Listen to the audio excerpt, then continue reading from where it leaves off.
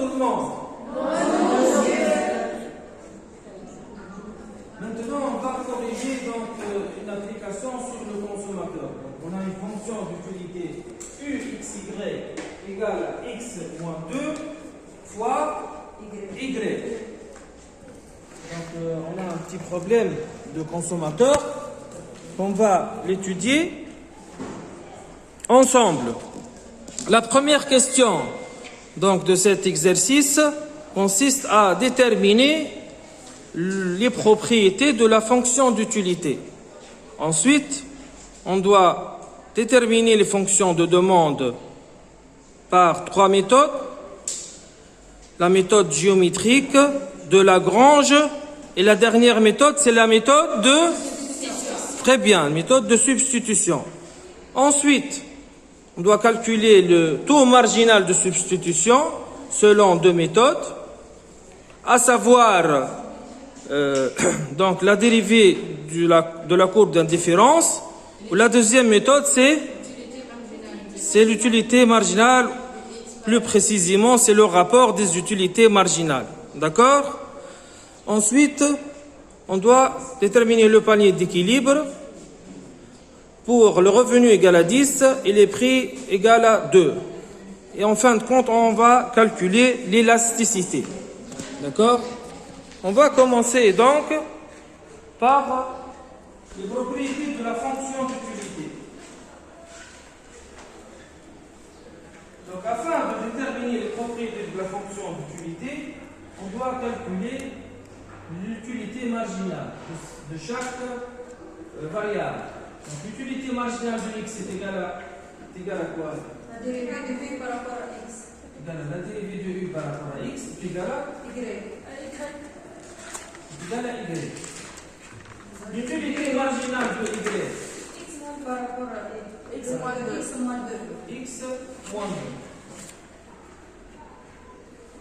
2. Donc, on doit étudier les propriétés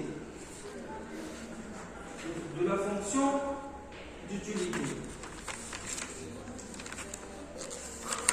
On fait la dérivée de l'utilité marginale de x par rapport à x.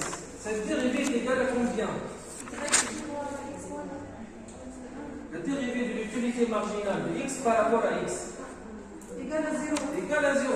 Constante. Très bien. La dérivée maintenant de l'utilité marginale de y par rapport à y. 1, 0. 1. Par rapport à Zéro. y, c'est 0. Constante. Parce que c'est une constante. D'accord? L'utilité marginale de x, elle est positive. L'utilité marginale de y, elle est aussi positive.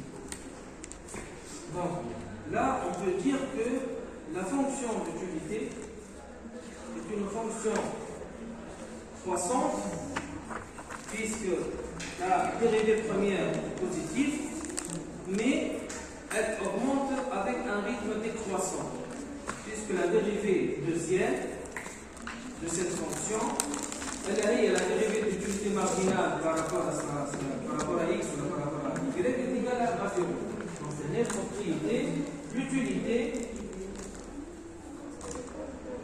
augmente avec un taux décroissant. Avec un taux décroissant. Parce que, comme on a dit l'année, on a fait la dérivée de l'utilité par rapport à x est égale à 0. La dérivée deuxième de l'utilité, l'année elle est positive, la dérivée deuxième de l'utilité par rapport à x est égale à 0. Dérivée deuxième, c'est la dérivée de l'utilité marginale de x par rapport à x. Maintenant, on doit calculer une fonction de demande selon 3 méthodes. La première méthode, c'est la méthode géométrique. Donc la méthode géométrique,